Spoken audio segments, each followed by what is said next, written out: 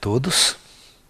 É um grande prazer estar aqui com vocês, nesse nosso espaço Caminho da Luz, cujo objetivo sempre é levar a espiritualidade, é levar a nova consciência do terceiro milênio, da nova era, para a maioria das pessoas, para todos os buscadores da luz, para os buscadores da espiritualidade. E o tema que nós escolhemos para abordar hoje para todos vocês é a essência do taoísmo. Então hoje nós vamos falar sobre o taoísmo. Vamos falar um pouco do histórico do taoísmo, né? Então, o que vem a ser o taoísmo, né? Muito bem.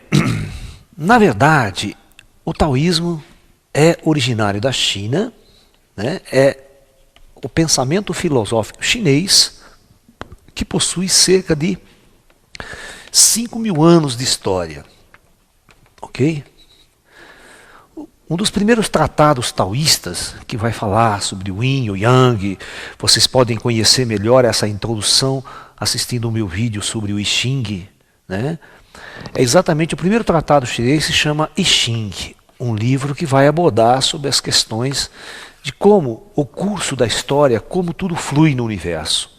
Então vai dar a primeira ideia do conceito de Tao, né? Tao significando o curso ou o fluxo de todas as coisas. Na verdade, Tao significa, né, o fluir. O fluir. Na verdade, é como as leis do universo regem a ordem das coisas. Na verdade, quem assistiu o meu curso sobre física quântica e espiritualidade sabe que fundamentalmente as leis da mecânica newtoniana, todos os grandes físicos procuram entender a causa do movimento ou estudar o movimento de uma forma geral. E quando você conhece as leis matemáticas que regem o movimento dos planetas, o fluxo e o movimento de todas as coisas, da ordem do universo, você pode fazer previsões futuras, você pode entender como esse universo está evoluindo ao longo do tempo, ao longo da história. Então, na verdade, o Tao é, na verdade, uma ideia que os chineses têm do movimento do universo. De como o universo flui, como tudo acontece. Isso não só no sentido cósmico da coisa, mas no sentido individual da nossa vida, a vida de cada ser humano dentro desse fluxo. Os chineses sempre nos ensinam, os mestres sempre nos ensinaram o seguinte, que quando você reencarna, quando você nasce neste planeta, você nasce dentro de uma ordem muito grande e estabelecida. Você nasce dentro de um universo, de um planeta que as árvores estão crescendo, o dia e a noite está acontecendo, o sol está circulando lá em cima, né? Todos os animais estão vivendo no seu ecossistema, extremamente harmonizado com o mundo, com o ecossistema. E uma civilização humana já em andamento e você encarna dentro desse fluxo, dentro dessa coisa que já está acontecendo, que já está fluindo, que tem um curso. Esse curso os chineses chamam de Tao. Como tudo flui. Eu acho uma tradução errada traduzir o Tao como o caminho. Tao não é o caminho. Caminho fica... não dá ideia geral do que os chineses realmente querem traduzir com a palavra Tao. Tá? Entendeu? Então a ideia mais central é essa. E o fluir mesmo é como o universo movimenta-se. E você entra dentro deste fluxo. Né? Aí os mestres nos ensinam o seguinte, todo mestre Tai Chi, ou todo estudante do taoísmo, ele vai ter que compreender e estudar como são essas leis. Como, na verdade, o universo flui. As leis naturais fluem. Por quê? Porque os mestres dizem que se você estiver em desarmonia com o Tao, ou seja, com esse fluxo, se você tentar contrariar essa regra, essa lei, esse movimento, vai dar tudo errado na sua vida. Se os homens respeitassem o fluxo, ou entendessem do fluxo primeiro, né, você simplesmente deixaria a coisa fluir e entraria em acordo com esse fluxo. Os nossos mestres dão um exemplo, né, da ideia do riacho. O riacho é um dos exemplos mais usados no taoísmo. É você imaginar o seguinte: um riacho que vem das montanhas fluindo. Tá? Ele está no seu curso, desviando-se de rochas. Ora ele fica calmo, ora ele fica agitado, ora ele passa por uma cachoeira e ele vai indo, fluindo. Este é o fluxo do Tao. Imagine quando você cai nesse rio, se o homem cair nesse rio. Tem duas atitudes. Ele pode se debater, na tentativa de sair do rio, nadar contra a correnteza. Se o lugar for muito forte, ele vai sofrer, exaltar e não vai mudar nada. Ele só vai sofrer muito. Os mestres dizem o seguinte, que o verdadeiro discípulo Tai Chi, que o verdadeiro compreendedor das leis do taoísmo, simplesmente faz o que numa situação como essa? Simplesmente solta-se, tenta boiar, exatamente imitando uma folha que cai no riacho, uma folha seca que cai no riacho, e o riacho a conduz. E essa folha, ela nada faz, ela deixa tudo fluir e a conduzir. E o homem também, se ele se soltar, o riacho vai levá-lo aonde naturalmente ele tem que ir, onde todas as coisas estão fluindo naquele sentido. Na nossa vida, né, toda a nossa existência é um riacho. Se você contrariar as leis, você vai sofrer. Se você se soltar e deixar fluir, tudo vai ficar em harmonia, porque você vai estar em harmonia com o fluxo, com o Tao. Este princípio, presta bem atenção, este princípio de soltar-se, ó, como uma folha no riacho,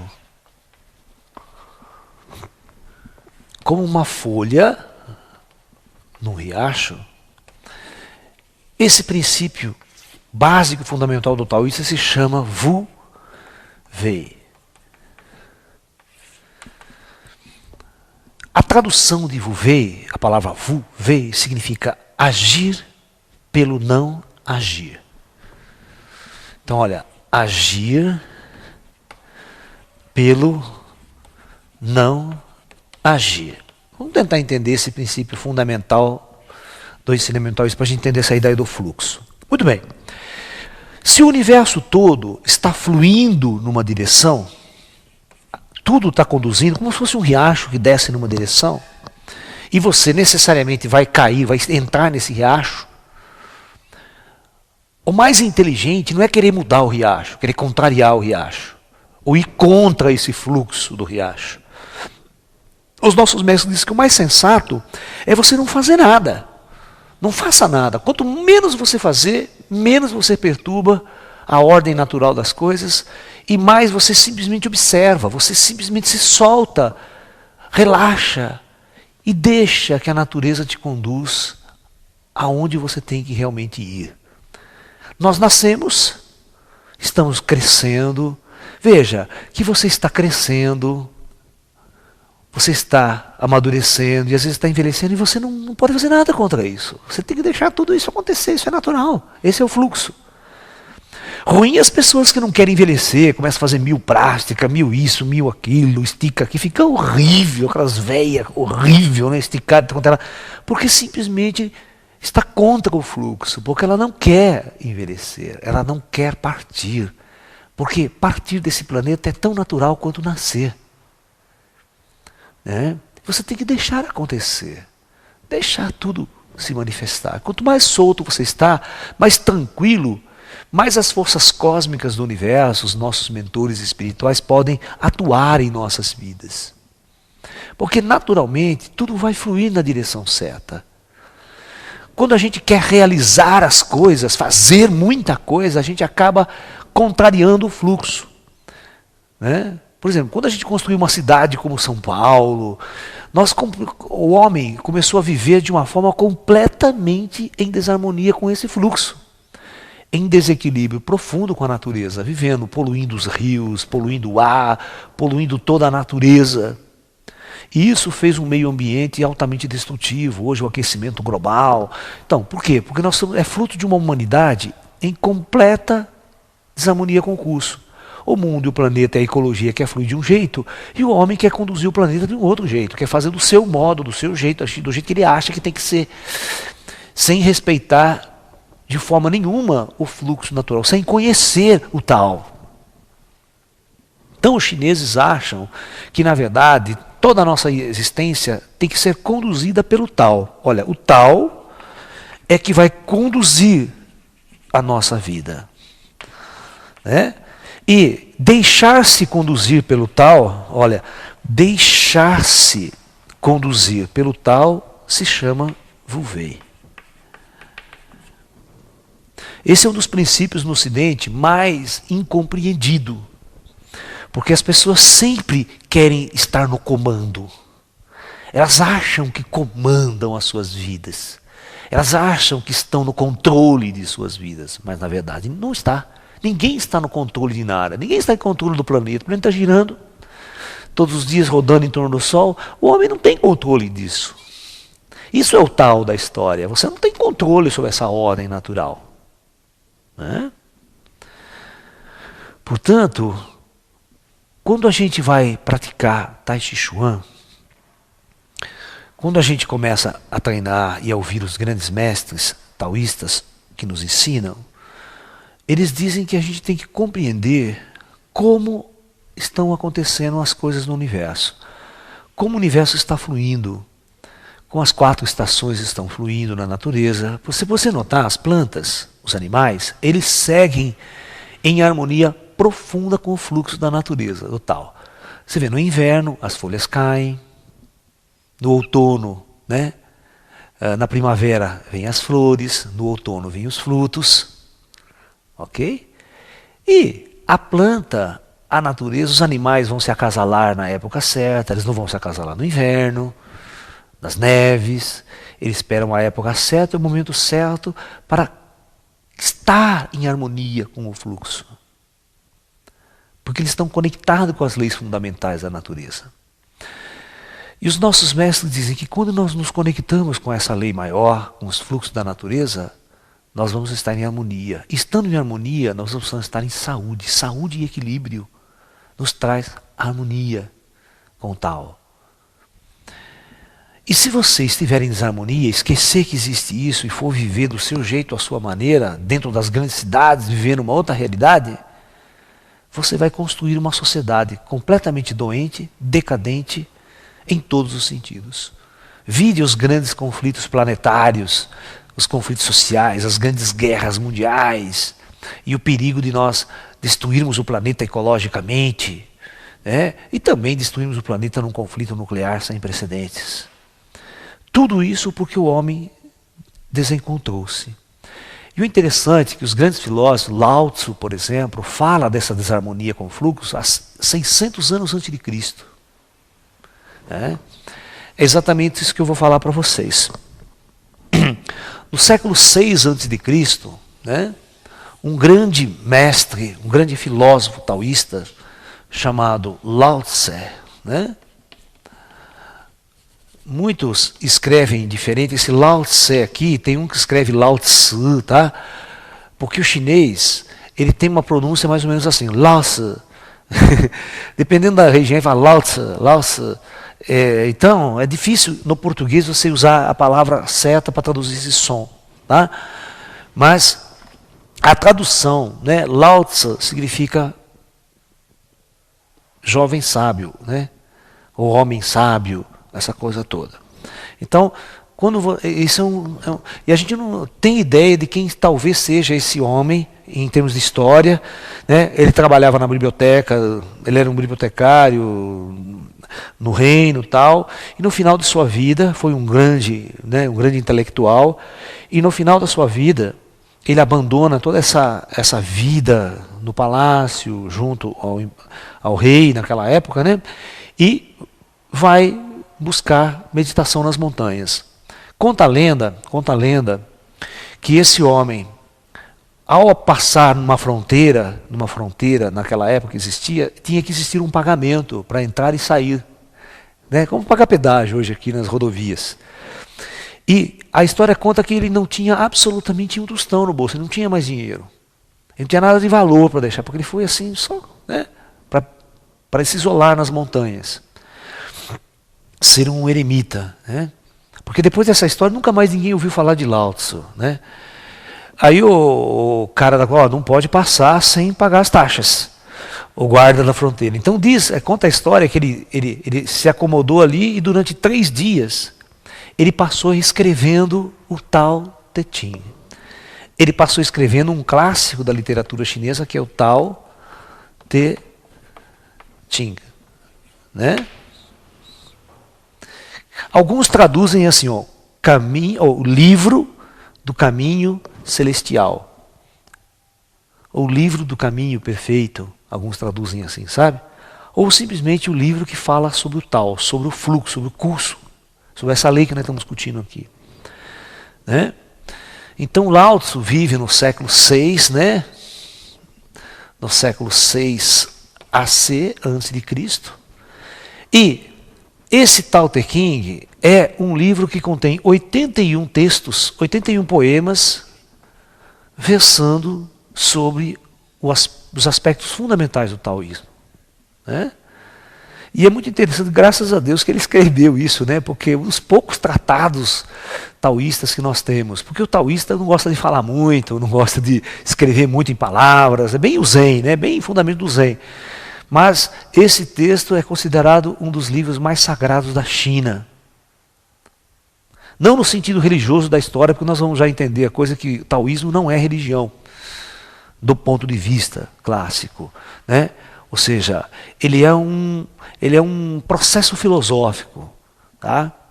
Que não cultua Deus, mas simplesmente faz com que o homem fique consciente deste fluxo, dessa ordem, para que ele não possa estar em desarmonia com essa ordem, senão ele vai entrar em desequilíbrio, ele vai sofrer, ele não vai encontrar paz, nem equilíbrio na sua existência, na sua vida. Tá? Muito bem. Então eu vou começar a explicar um pouco o que contém esse Tao Te Ching, porque eu, felizmente na minha vida, quando eu achei que eu estava razoavelmente maduro, né, eu vi algumas traduções do Tao Te Ching aqui no Brasil e achei elas algumas boas, outras mais ruinzinhas, perdendo o conceito dessa coisa toda, sabe? Então eu resolvi fazer a minha tradução, né, e cada texto, cada um desses 81 poemas tem um comentário meu em cima que eu faço. Além de eu escrever a tradução, pegar do chinês original, escrever, né, porque eu lembro que eu fiz um curso de chinês uma época na minha vida, com um professor taoísta, inclusive, com um mestre taoísta, um sacerdote taoísta. E nós estudamos o Tao Te Ching do chinês original, ponto a ponto, discutindo texto a texto, para destrinchar esse conhecimento mesmo com esse sacerdote taoísta. Né? Então eu anotei tudo isso e quando eu achei mais maduro, eu resolvi fazer a minha tradução do Tao Te Ching, né? E deixar aí para as pessoas como um legado aí, né? Também mais um canal de informação. Eu vou ler o primeiro poema do Tao Te Ching aqui e nós vamos comentar um pouco sobre ele e vocês vão ver que coisa interessante, para nós entendermos o ponto fundamental do pensamento taoísta. Né? Muito bem. O primeiro texto ele vai falar sobre a ideia do Criador, ou como vocês podem pensar, Deus. Vamos ver o que um taoísta pensa de Deus, sobre Deus. Né? Vamos ver o texto aqui de Lao Tzu. Começa assim. A imagem que você possa conceber do Criador não é a sua verdadeira realidade. Qualquer nome ou forma que você lhe atribuir, certamente não indicará seu verdadeiro nome ou forma. No imanifesto e no inominável está a origem do céu e da terra. Todas as coisas a que podemos dar nomes têm sua origem no imanifesto. Somente através de nossa existência poderemos contemplar esse imanifesto. Só compreenderemos a essência do Criador quando nos tornarmos um com Ele. Esse, sem dúvida, é o grande mistério. Conhecê-lo realmente é o cerne da sabedoria suprema. Muito bem. Nesse texto número 1, né, do famoso Tao Te Ching, né, Lao Tzu nos coloca a seguinte situação. Ele nos diz o seguinte: para sermos extremamente realistas, do ponto de vista de querer tentar entender o que é o Criador, né? Todas as religiões no mundo criam um modelo de Deus. O judaico-cristão tem um modelo de Deus, pessoas que conversam com Deus, falam com Deus, como se Deus fosse uma pessoa, um indivíduo, como se o grande Criador do universo fosse um indivíduo de carne e osso como nós. Você dialoga com ele, fala, ele responde para você, dita regras e leis. E você tem uma religião centrada em Deus, num Deus externo, e tipicamente um Deus imperador, que do alto dirige o mundo ditando regras e leis. Né? No taoísmo isso não existe. A primeira visão, nesse primeiro poema, ele diz o seguinte: ó, existe um Criador. Ele parte desse princípio, não vai dizer que não existe, ele diz que existe. Só que ninguém, nenhum ser, por mais inteligente e sábio que existe na Terra, não poderá conceber como ele é. Não o conceberá. Ok? Porque ele é tão grandioso, tão imanifesto, que inconcebível, quer dizer, que tudo que você imaginar, qualquer, por mais intelectual, mais sábio que o indivíduo seja, por mais que ele imaginar Deus, ele vai imaginar errado. Então Lao Tzu parte desse princípio, que a coisa mais importante é não fazer, criar nenhum modelo de Deus e impor esse modelo de Deus para as outras pessoas, ou para a massa, ou para o mundo. Então o taoísmo parte do princípio de não criar um modelo de Deus. Ou seja, o taoísmo não está centrado no modelo de Deus. Mas ele diz assim, que quando compreenderemos Deus, só vamos compreender a natureza intrínseca do Criador quando nós chegarmos até Ele, quando nos tornarmos um com Ele, né? E isso só pode acontecer num processo de iluminação, num processo de transcendência, quando nós estivermos numa outra condição para podermos observar de um outro ângulo tudo. Aí certamente eu vou ter uma visão mais aproximada do Criador. Aqui na Terra, nas trevas, do jeito que o ser humano se encontra, qualquer modelo, qualquer imagem que ele fizer de Deus vai estar errada, vai estar distorcida. E pior ainda, se ele pegar essa imagem e viver por ela, né? É uma coisa. E tentar levar essa imagem para uma massa e criar um modelo religioso e fazer todo mundo conduzir-se naquela direção.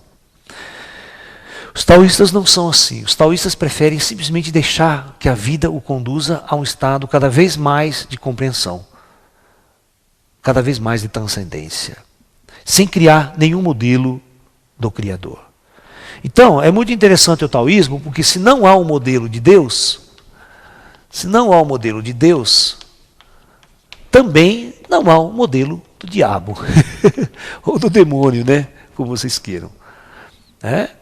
Se não tem ninguém lá do alto, presta bem atenção, ó, ditando o que é certo e o que é errado, as leis vão ser feitas por nós mesmos. O homem, na sua própria natureza, deve discernir o que é bom, o que é mal, o que é certo, o que é errado para ele. Porque tudo não passa de conceitos. Tudo são conceitos. E é exatamente sobre isso, sobre esse conceito, sobre essa coisa, dualidade, como o mundo deve fluir entre o yin e yang, os conceitos que você vai dar às coisas, porque toda a responsabilidade vai cair sobre você. O taoísta é muito interessante porque ele não coloca nenhuma responsabilidade em Deus. Ele coloca uma responsabilidade da vida em nós. Nós somos os responsáveis por nossa existência na Terra. Nós somos responsáveis por nossa vida se tornar um inferno e somos responsáveis por nossa vida se tornar um paraíso. Depende de como nós vamos conduzir as nossas vidas. É simplesmente assim que o taoísta pensa. Ele não pensa que tem um Deus que você tem que seguir, ditando regras para você seguir, porque não há esse tipo de modelo no Oriente. Então, o segundo texto do Tao Te Ching, Lao Tzu vai falar o seguinte, presta atenção. É muito interessante, que ele vai exatamente falar dessa dualidade. Ao conceituarmos o belo, surge o conceito de feio. Né? Porque você cria na sua própria cabeça a ideia do oposto. Ao conceituarmos o que é bom, surge o conceito do mal. Então, veja bem que interessante. Né? Ao conceituarmos, então, o bem e o mal são conceitos. E cada povo, cada pessoa vai ter um conceito diferente do que é bom, do que é mal, do que é certo e do que é errado. Sociedades moralistas criam determinados modelos do que é certo e do que é errado. Sociedades mais liberais criam outros modelos do que é certo e do que é errado. Né? Você vê uma sociedade muçulmana, se uma mulher trai sexualmente o marido, ela é condenada à morte por apedrejamento. Já pensou se a moda pega aqui no Brasil? Né? Vai faltar pedra. Né? Vai faltar pedra para a gente apedrejar tanta mulher adúltera, né? Que trai. Porque é uma natureza do ser humano, né? Natureza sexual, essa coisa toda. Né? Então, o que é certo e o que é errado? Quem conceitua são os próprios homens, são as próprias sociedades, as próprias culturas que definem o que é certo e o que é errado. E no segundo contexto, ele diz, né? Ao conceituarmos o que é belo, automaticamente surge o conceito do feio, porque é automático a hora que você cria esse conceito, né? Dentro de sua mente. Tem uma moça assim, né? Olha como que a coisa é conceitual, tá? Só para vocês terem uma ideia. Se eu colocar uma garota aqui em pé, diante da nossa plateia, e fazer a seguinte pergunta para todos: essa mulher ou essa moça, ela é feia ou ela é bonita? Aí eu pergunto para um: o que você acha? Ele fala: eu acho ela bonita. Aí eu pergunto para outro: eu acho ela mais ou menos, não é tão bonita para mim. Aí eu pergunto para o outro: e você? Eu acho ela feia. Mas que coisa. E eu pergunto: o que essa mulher é na verdade? Ela é o que ela é e o que ela sempre foi. Como as pessoas a conceituam ou a veem é outra história. Tá? Entendeu? Então, os conceitos, às vezes, é que nós confundimos o conceito com a realidade. Certo? As pessoas vivem em função dos conceitos e não em função do que as coisas realmente são. É? Na nossa sociedade, por exemplo, as pessoas conceituam o belo e o feio, e conceituam o rico e o pobre, e valorizam o belo em detrimento do feio, valorizam o rico em detrimento do pobre. Então, aí a sociedade cria preferências. Né? Cria preferências. Eu tenho preferência por esse, não tenho preferência por aquele. Né? Mas os elementos são os mesmos do universo. Vamos continuar lendo. Né? Ó. Ao conceituarmos o que é bom, surge o conceito do mal. Por isso, o imanifesto e o manifesto são um só. O fácil e o difícil são conceitos que se complementam. O grande e o pequeno se completam. O alto e o baixo se harmonizam. O som e o silêncio geram a harmonia. Os conceitos dos opostos são complementares. Por isso, o sábio age pelo não agir. Pratica sua doutrina sem falar. Ele apenas contempla todas as coisas sem intervir no seu fluxo. Procura não possuir nem se apegar a nada. Toda obra concluída marca sempre o início de uma outra. E pelo fato de ele não se apegar a nada, tudo flui harmoniosamente e não se esgota jamais. Eles dizem assim, que o taoísta não vê que o bem e o mal, esses conceitos são opostos. Eles veem, na verdade, no famoso símbolo, né, do Tao, no famoso símbolo do Teiji, né, onde você tem o preto e o branco, essa noção de preto, aquele símbolo de preto e branco aqui, né? Você tem a ideia de complementaridade. No Oriente não existe a ideia de opostos. O Yin não é oposto ao Yang. As energias se complementam para formar parte de um todo, parte de um fluxo. Por exemplo, o homem e a mulher. Ambos se completam para gerar o filho, para gerar a nova geração. Um sozinho não existe, não tem realidade, não tem extensibilidade, ou seja, não vai, não avança, morre. No entanto, todas as plantas da natureza, elas são divididas sexualmente, umas completam as outras. Tudo é uma harmonia de se completarem. Um sistema vai completando o outro, complementando, e a ordem vai fluindo, a ordem vai acontecendo. Entendeu? Então, só os olhos de pessoas muito nas trevas conseguem ver os opostos e valorizar um em detrimento do outro. Valorizar mais o homem em detrimento da mulher. Valorizar mais o macho em detrimento da fêmea. As sociedades do passado sempre foram muito machistas, onde a mulher não tinha sua razão de existir. O homem era o dono e tomava conta e dirigia a sociedade. Né? Por isso as sociedades antigas eram extremamente decadentes, extremamente primitivas. E até hoje as sociedades são decadentes e primitivas, porque valorizam certas coisas e não a complementaridade. Valorizam o belo em detrimento do feio. Criam conceitos de certo e reprimem o errado. Né? Muito bem. Por isso, quando o sábio entende que as duas coisas são a mesma, né, ele age pelo não agir, ou seja, ele não perturba, ele não age em detrimento do bem em relação ao mal. Ok? Por isso o sábio, né, age sem intervir no fluxo do tal. Procura não se apegar a nada, porque se você se apegar, você fica preso, você não deixa fluir. Quando você se apega, se prende, você impede que o fluxo aconteça. Né? O que significa isso? A ideia de apego é o seguinte: você tem que, na verdade, se soltar e o rio vai ter que te levar. E a cada dia que passa, você está num mundo diferente, porque o rio está te conduzindo, tudo está passando, tudo está mudando, tudo está em transformação. O apego é aquele que o indivíduo tenta se agarrar numa árvore, numa pedra e fica ali.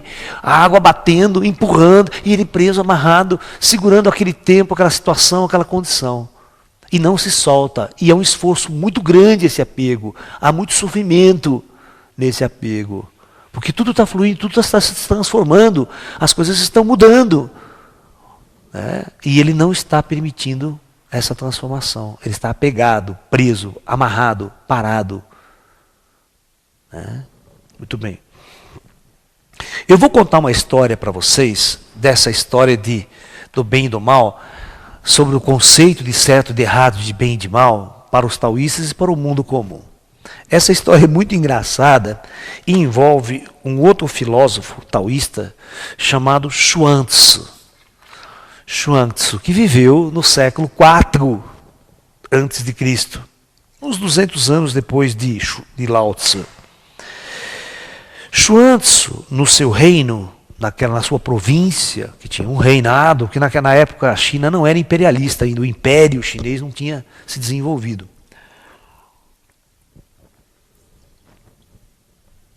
A China era uma porção de feudos isolados, né? Que a China é um território muito grande, não tinha sua unificação imperial ainda. Então, cada região tinha o seu rei. Né? Tem os reinos assim isolados. E Xuanzi vivia num reino que é o reino de Shou, do rei de Shou, da província de Shou. Tá? Então, Xuanzi morava numa cabana fora da cidade, de forma muito humilde e simples, e com alguns discípulos que vinham aprender com ele. Tá? Ele era um grande professor, um grande filósofo, um grande sábio da época. E é interessante que o rei da região conhecia muito bem Xuanzi pela sua sabedoria e respeitava muito ele pela sua sabedoria. Um belo dia, o rei envia 2 de seus emissários até onde Xuanzi morava. O rei queria convidar Xuanzi para ser ministro da justiça em seu palácio. Ok? Tá? Veja bem, se alguém batesse na sua porta, vamos dizer que se o Lula batesse na sua porta oferecendo o cargo de ministro para você, ministério, vai dar um ministério para você. Ó, cara, você vai ganhar aí uns 30 conto por mês, fora mensalão, fora toda a maracutaia. né? Fora toda a verba de corrupção, toda essa coisa toda, vai ganhar uma nota, vai ficar famoso, vai aparecer em jornal, televisão, todo dia. Vamos ver como é que Schwantz reagiu a esse convite. E não se esqueça que ele era simples, vivia numa cabana pobre, roupas até rasgadas. Andava Schwantz, ele era assim, simples. Então, conta a história, né, que Schwantz está na beira do lago com a sua vara de pescar, assim, sentadinho. E esses dois emissários do rei chegam até ele, abrem o pergaminho assim, né, para falar a carta do rei, né, e diz o seguinte: Senhor Schwantz, o rei de Shou, né, envia um convite para o senhor, para que o senhor possa aceitar o cargo de ministro da justiça ao lado do imperador. Aguardamos a sua resposta. Schwantz conta a lenda que ele nem desvia a atenção da vara, nem olha para o cara, fica ali e fala assim: escuta aqui vocês dois, não é verdade que lá na antessala do rei, lá no palácio do rei, não existe afixada assim na parede, assim, a carapaça de uma tartaruga milenar que foi sacrificada há milênios atrás, há séculos atrás, numa cerimônia, num ritual de adoração?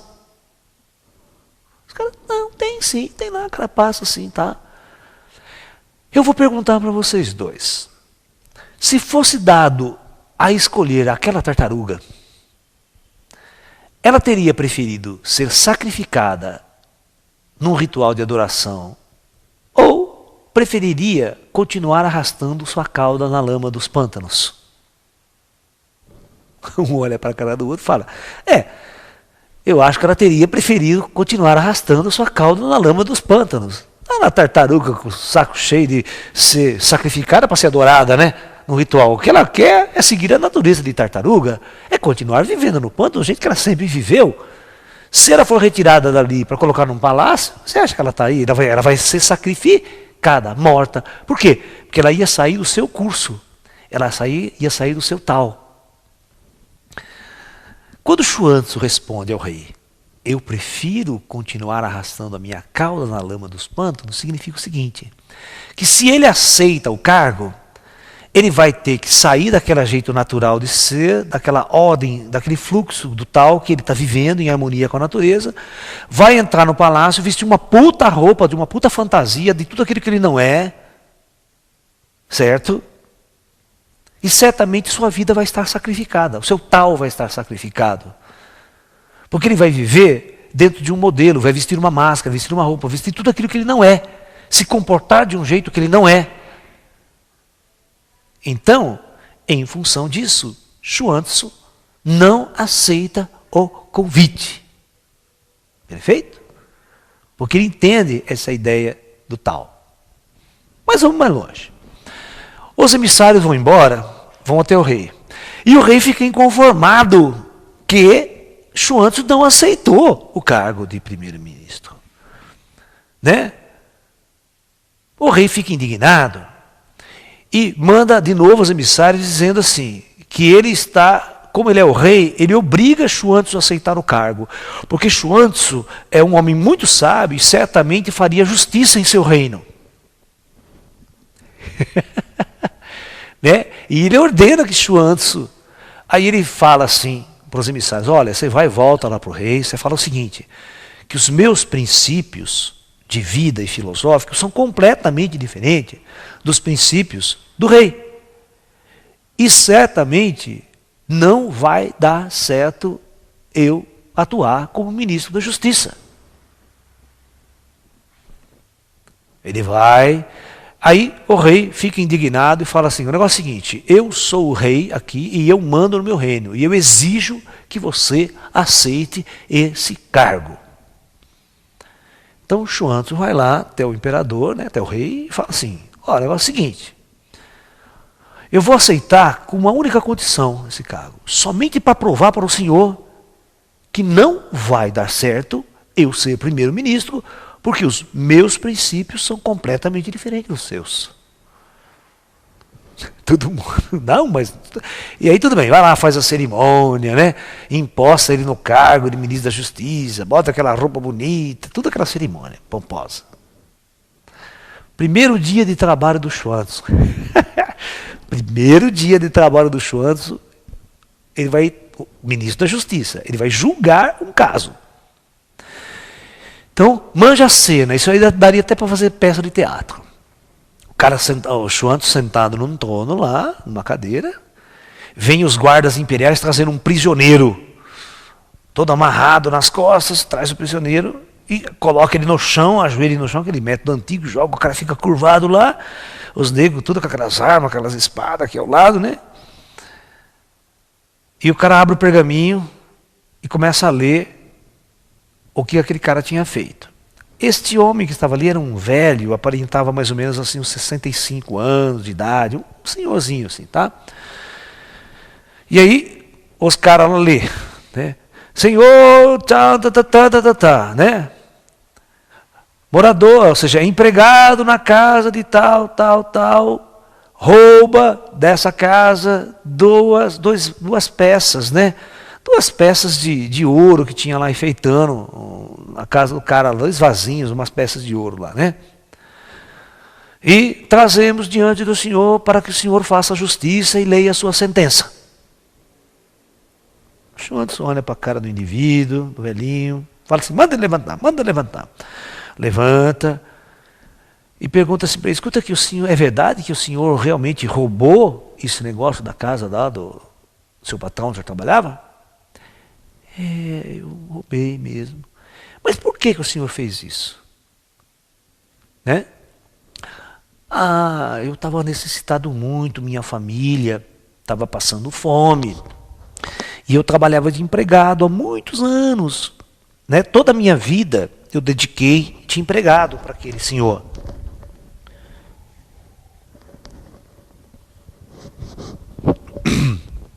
Trabalhei mais de 40 anos de jardineiro para aquele senhor, né?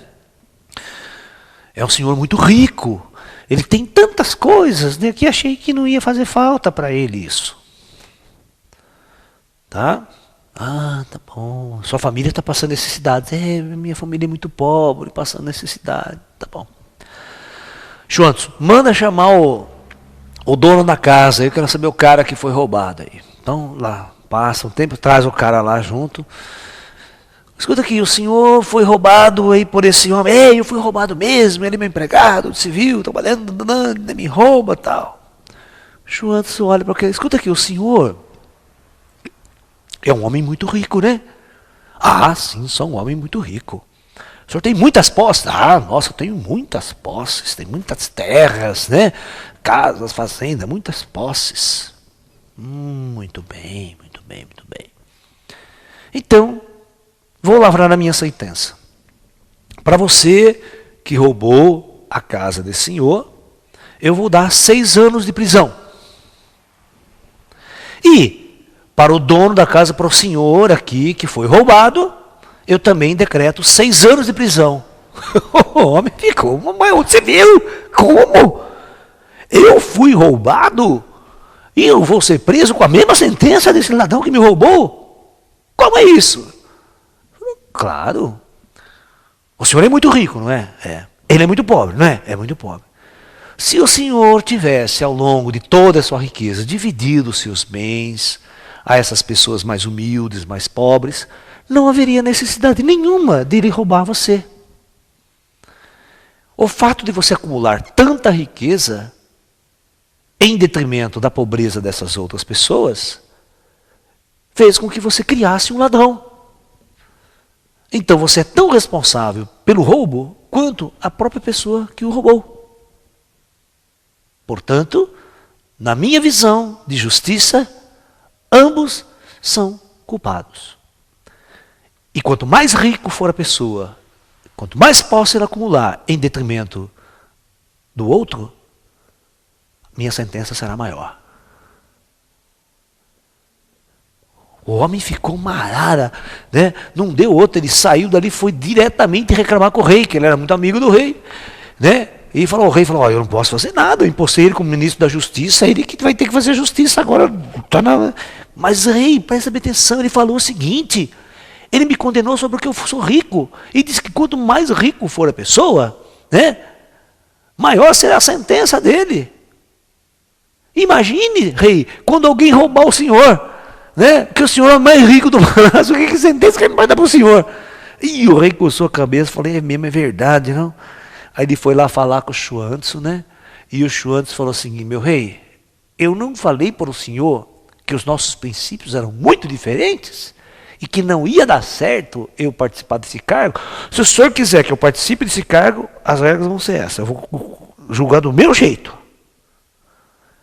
Realmente não vai dar certo mesmo. Bom, o segundo dia ele já foi destituído do cargo. Que ele ia prender todo mundo da corte, né? Desse jeito. Vocês estão entendendo como um taoísta cria o seu princípio do certo e do errado? Do bom e do mal? Como é que ele vê as coisas?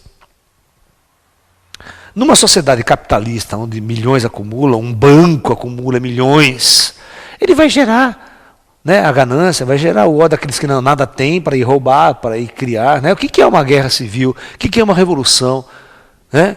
Senão aqueles que estão destituídos de tudo vão tentar subir ao poder, derrubar quem está no poder. Quantas guerras civis a gente já não viu ao longo da história? Quantos conflitos de milhões de mortos?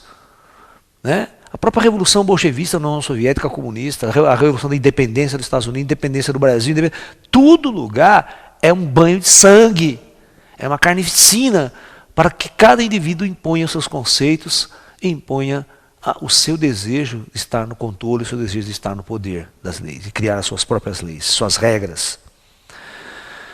E cada indivíduo vê o certo e o errado à sua maneira. Né? O que é um movimento político? Né? O que é? Quem é terrorista? Os terroristas, do seu jeito, veem que estão agindo certo. Por outro lado, aqueles que sofrem os atentados terroristas acham um absurdo. Onde se viu esses caras fazerem esse tipo de coisa contra nós? Né? Então, cada um vê o mundo à sua maneira, cria o seu conceito de certo, de errado, de bom, de mal, e certamente o rei tinha o seu conceito de certo e de errado, e Lao e Chuanço tinham o seu conceito de certo e de errado, e por isso não funcionou, não deu certo. Tá? Para mostrar que o taoísta tem uma visão diferente das coisas. Essa história é muito engraçada, né? Daria para fazer um teatro com ela. Vou ler um outro texto muito interessante, né, de Chuanço, de Lao Tzu, quer dizer, que ele vai falar sobre a importância do conceito, o que é o vazio, e que é o Wu-Wei também na história, um texto mais ou menos assim. Ó. Uma roda possui 30 raios. Tipo da roda de carroça, sabe? Aquelas rodas que tinham os raios, assim, como roda de bicicleta, que convergem para o seu centro. Tem 30 raios que convergem para o centro, como uma roda de raio que vai para o centro. Mas o vazio entre os raios é que facilita o seu movimento. É claro, né, se a roda fosse maciça, dura, ela era muito pesada e tinha uma inércia muito grande e ficava difícil ela rodar. Por isso, as rodas, tanto de carro quanto de carroça, bicicleta, elas têm um vazio para elas ficarem mais leve, muito mais leve e fácil de se movimentar. Né? Em um vaso de barro moldado, é o vazio dentro dele que o torna útil. Ao construir-se uma casa, faz-se portas e janelas nessa casa. Mas é o vazio das portas e janelas que as tornam utilizáveis. Né? Se não tivesse o vazio da porta, que ninguém entrava e saía. Né? As coisas materiais parecem ser as principais. No entanto, somente a harmonia entre o visível e o invisível torna todas as coisas completas. Aqui, Lao Tzu está falando da importância do invisível, do metafísico, do espiritual. Porque as pessoas dão muita importância ao mundo material, aquilo que é concreto, aquilo que ela vê, aquilo que ela pode pegar, que ela pode sentir. E se esquece que existe todo o invisível, todo um metafísico que nos circula e que é tão importante quanto o material. E ele relaciona esse exemplo com o vazio do vaso, com o oco do vaso, né? Com as paredes que tem o vazio, né? Que tem essa importância muito grande, embora seja vazio, pareça um nada, mas cria uma importância muito grande nessa relação entre material e imaterial. Então, da mesma forma, tudo aquilo que nós vemos como material, que às vezes as pessoas julgam mais importante, esquece que o seu espírito, a sua essência interior, o seu invisível, é também tão importante quanto as coisas materiais. Né? Então, é importante o equilíbrio entre os dois. É bem a ideia do caminho do meio do budismo. Né? Você entender a importância que existe entre o equilíbrio entre o yin e o yang. Olha que interessante o texto número 18 de Lao Tzu. Quando o homem perdeu a consciência de si mesmo e da grande ordem universal, surgiu o conceito humano de amor e justiça. Que louco. Quando ele perde o contato com a essência, quando ele perde o contato com o seu eu superior, com a sua parte espiritual, quando ele esquece de tudo, aí você tem que aprender de novo a amar, né? E a entender um conceito de justiça. As pessoas vão criar o certo, o errado, o bem e o mal, porque estão desconectadas. Por isso que elas criam isso. Olha, quando o homem deixou de viver pela sua alma cósmica e passou a viver apenas pela sua mente e seu intelecto, surgiu a grande hipocrisia e a tirania. Por quê? Porque os mais inteligentes sempre oprimem os menos inteligentes. Aqueles mais astutos conseguem mais poder, força, dinheiro numa sociedade como a nossa e oprime aqueles menos favorecidos. O mais esperto ganha dinheiro mais rápido, sabe? Cria poder e escraviza uma porção de outras coisas. Então essa esperteza, esse intelecto é que cria a tirania, cria o conflito, cria a opressão, cria a divisão de classes, cria a concentração de renda na mão de muito poucos, que vão assumir o poder como reis, como a parte nobre de uma corte, enquanto o resto é a plebe na pobreza, né, vivendo na mais profunda pobreza. Né? Quando a noção da alma estava perdida, surgiram a autoridade paterna e a obediência dos filhos. Olha que louco. Significa o quê? Quando o homem encarna e perde a sua noção de espírito cósmico, de ser adulto, né, de uma alma que vem de muitas reencarnações, quando ele esquece essa sua natureza espiritual, aí ele é obrigado a obedecer os pais e obedecer, né, cria a autoridade paterna. Ou seja, o pai oprime, o pai cria regras e ele é obrigado a seguir essas regras, mesmo que ele não concorde, mesmo que ele discorde profundamente de tudo isso. E para finalizar, olha que interessante. Quando nações e famílias perderam a noção de suas almas, gerou-se a autoridade do governo e a necessidade da obediência dos cidadãos. Entendeu? Então, na verdade, quando você deixa de viver pelo seu espírito, quando todas as pessoas deixam de viver, você tem um mundo totalmente vivendo sem conexão com a alma cósmica, aí surgem os aproveitadores, surgem os imperadores, surgem os poderosos, surgem os reis tentando dirigir, escravizar, governar. Surgem indivíduos que se colocam na autoridade de governar e de dirigir mundos, nações, da sua forma, da sua maneira. E isso sempre, sempre vai gerar conflito. Todos vocês sabem ao longo da história que os conflitos existem, conflitos de estados, as guerras civis, entre os próprios conflitos internos, e vai existir os conflitos externos entre nações que vão levar o mundo a uma destruição total. Nós estamos prestes a viver uma guerra nuclear sem precedentes, que é o conflito entre as nações. Portanto, a única solução para ter paz no planeta é o homem novamente recobrar o seu espírito, o contato com a sua própria alma interior. Aí, certamente, ele vai obedecer às suas leis internas e não mais estar sujeito à escravidão de um sistema ideológico político. Ou seja, dentro de um sistema desse, todos são androides, todos são programados e fabricados para servir o rei, para servir o governo, para servir a sociedade. Ninguém consegue encontrar a sua alma para servir a si mesmo, para estar conectado com leis muito maiores do que as leis do homem. Né? É isso que Lao Tzu quer dizer e quis nos dizer nesse texto. Que o Estado, a forma de organização social como nós estamos vivenciando, estamos acostumados a viver neste mundo, é exatamente por falta de uma conexão do homem com a sua alma cósmica, ou com o seu eu superior, ou a sua natureza divina. Então ele se sente aqui um pecador, ele se sente um escravo, ele se sente incapaz, ele se sente impossível, porque ele não consegue perceber o divino que existe dentro dele. Você pode notar que todos os grandes avatares nos ensinaram que nós somos deuses, nós somos Buda. Só que isso está apagado, isso está escondido, isso está adormecido. E nós precisamos apenas acordar. E quando começarmos a viver essa natureza espiritual, essa natureza cósmica, aí sim, certamente, nós vamos estar vivendo outras regras e outras leis, e uma sociedade vai se tornar completamente diferente sobre outras regras e outras leis. Seria a era da luz, né? A promessa para o terceiro milênio. Vivemos num mundo de acordo com a harmonia cósmica.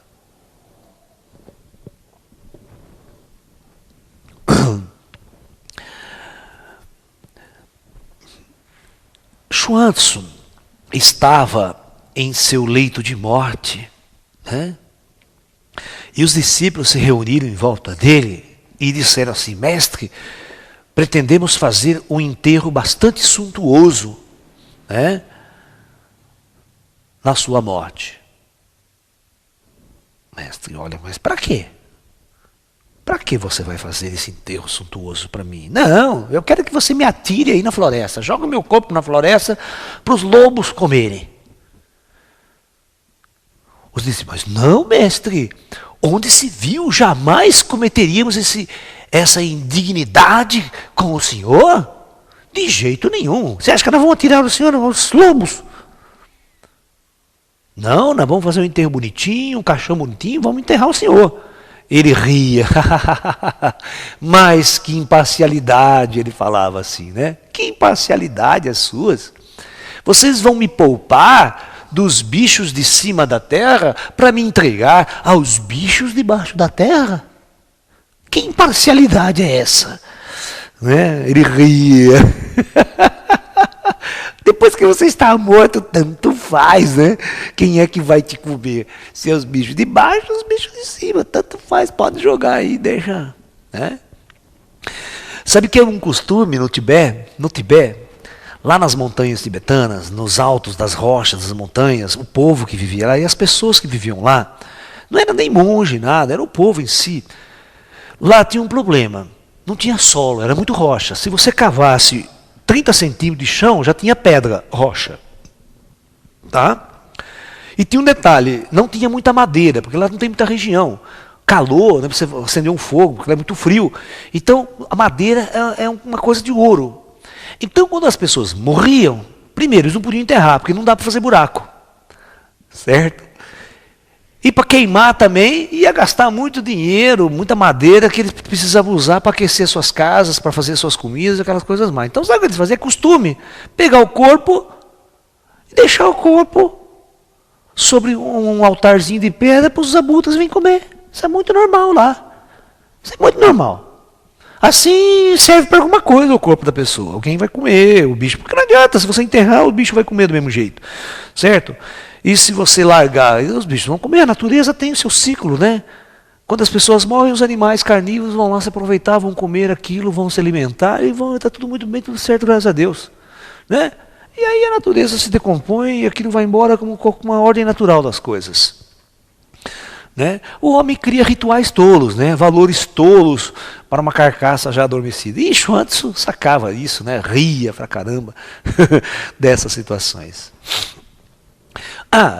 Tem um texto de Xuan-Tzu muito interessante sobre a ideia do vazio, né? A importância do vazio, novamente, igual aquele texto do Lao Tzu, né? Falando da importância do vazio, do metafísico. Né?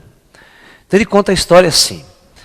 Imagine um barco que desça o rio, completamente sem ninguém, desgovernada. sem ninguém. Seu barco se soltou vazio e está andando. De repente esse barco se choca com um outro barco cheio de pessoas comuns. De pessoas comuns. Certamente, como são pessoas comuns e aquela barca estava vazia, eles nada conseguem fazer, porque não tem ninguém na barca. Agora imagine a situação, se o mesmo acontecesse, se alguém existisse na barca e alguém, pumba, batesse.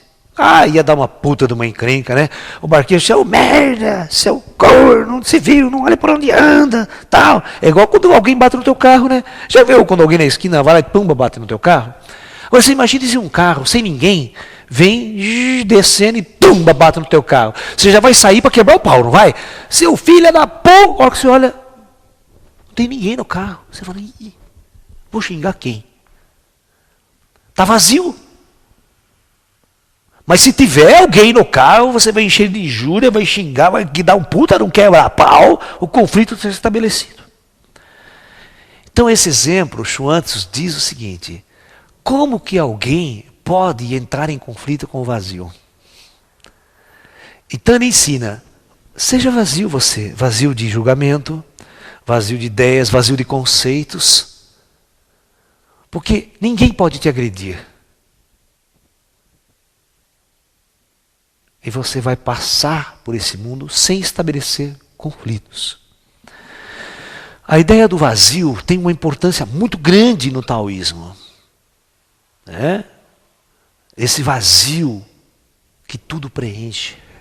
É muito interessante. Tem os textos, né, que ele fala, é o vazio que tudo preenche, é o vazio que tudo contém. Né? Então essas ideias são extremamente importantes dentro do taoísmo clássico. Né?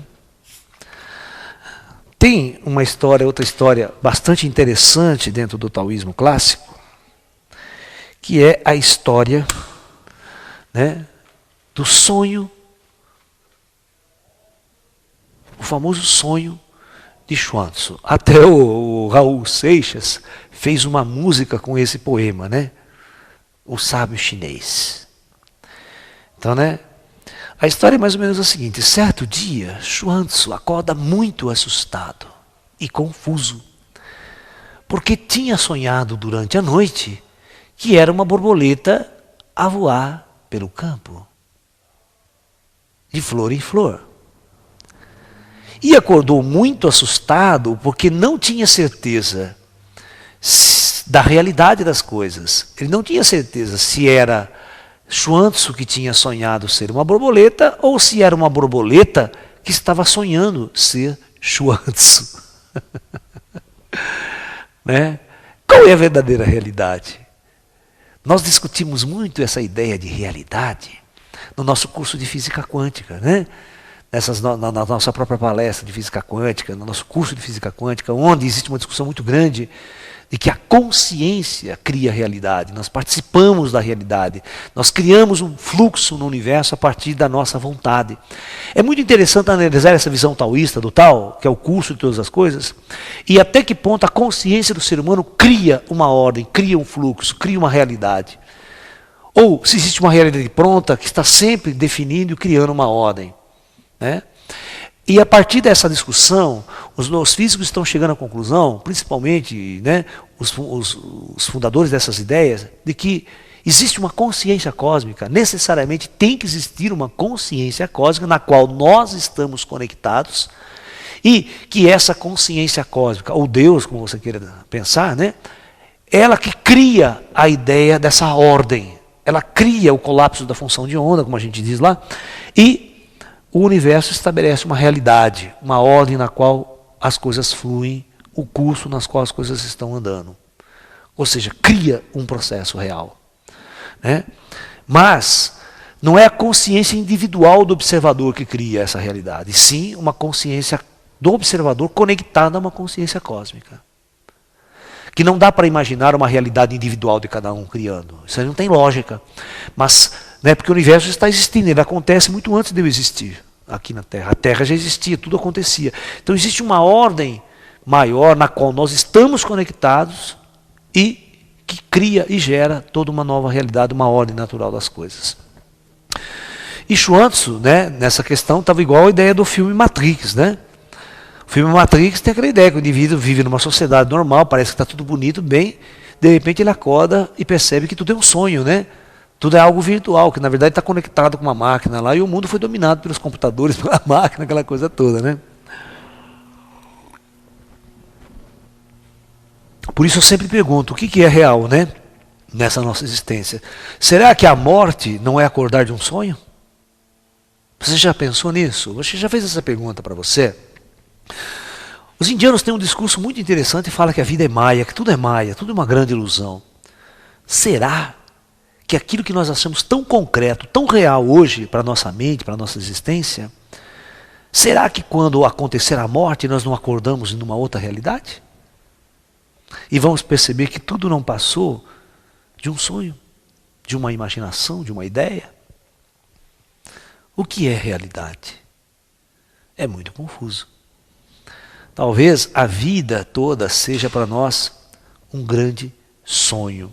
A vida para nós seja uma grande ilusão, seja maia mesmo, né?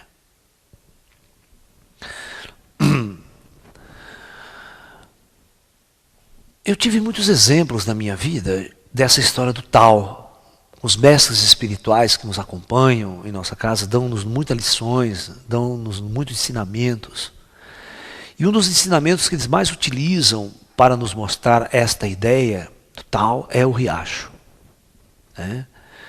O riacho realmente, né, se nós observarmos um riacho, por isso que um dos exercícios clássicos no taoísmo é meditar olhando para o riacho.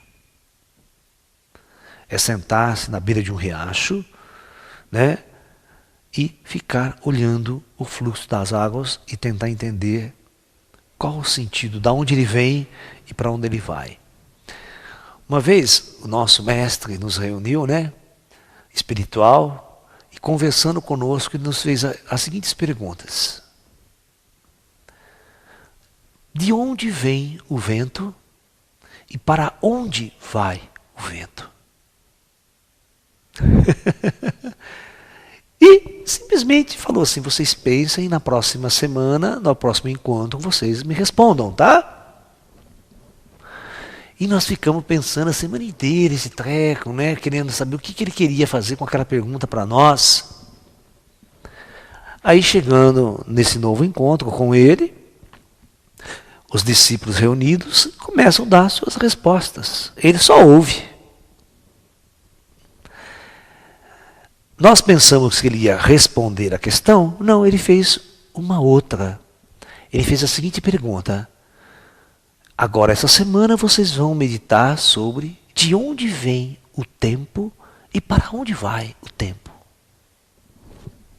Me deixou tudo mais confuso, né? E fomos para casa, tudo, ficar uma semana. Onde vem o tempo? Para onde vai o tempo? De onde vem o vento? Para onde vai o vento? Né? Aí, terceira semana. Todo mundo faz a sua resposta, ele só ouve. E faz então para nós a terceira pergunta. De onde você vem e para onde você vai? Vai para casa meditar. Aí mais uma semana com o cano, de onde vem o vento, para onde vai o vento? De onde vem o tempo, para onde vai o tempo? Né? De onde eu vim, para onde eu vou? Ou seja, esse exercício e essa meditação nos força a entender que tudo no universo tem um fluxo, tem um fluir.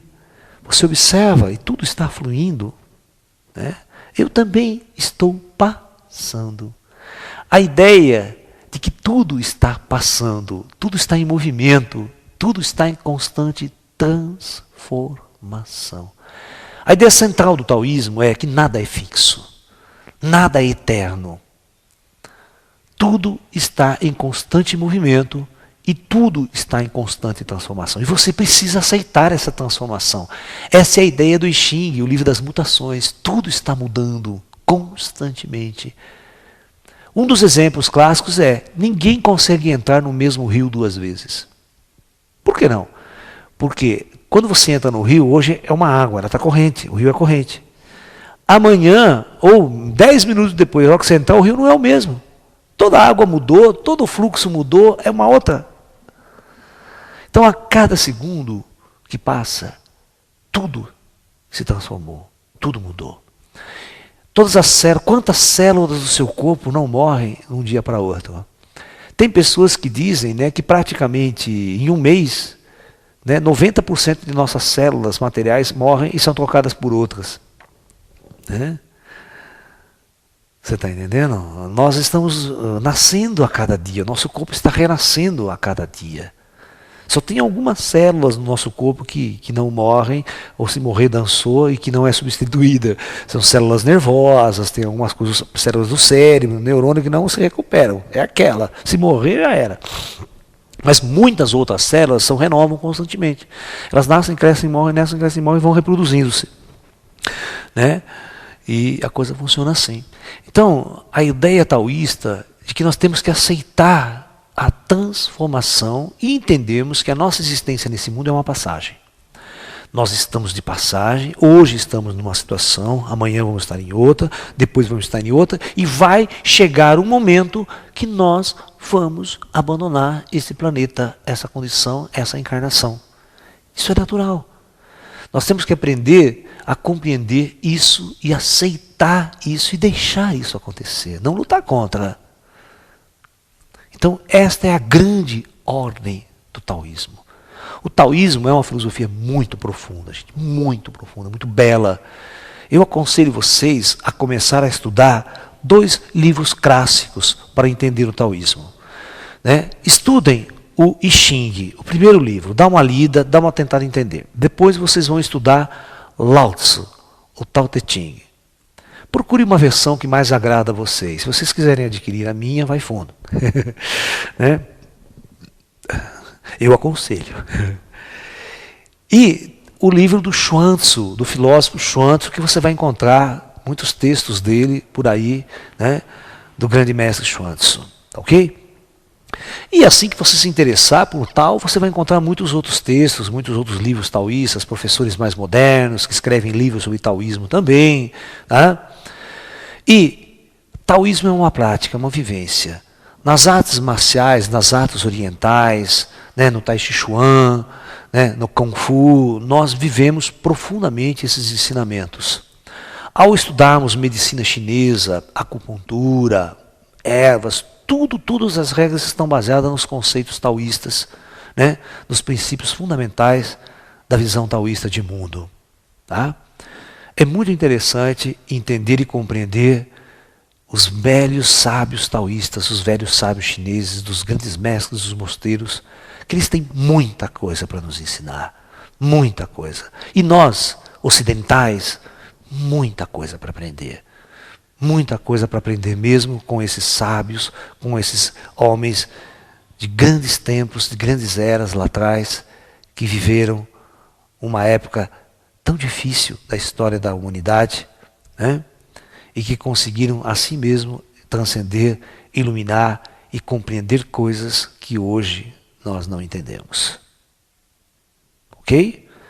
Então, eu agradeço aí a audiência de todos vocês, né, de estar assistindo esse nosso trabalho, estar acompanhando esses nossos trabalhos em várias palestras, em vários desses nossos encontros aqui em nosso espaço Caminho da Luz. Tá? Muita paz a todos, namastê, e que o Tao seja o seu curso, o seu caminho. Namastê.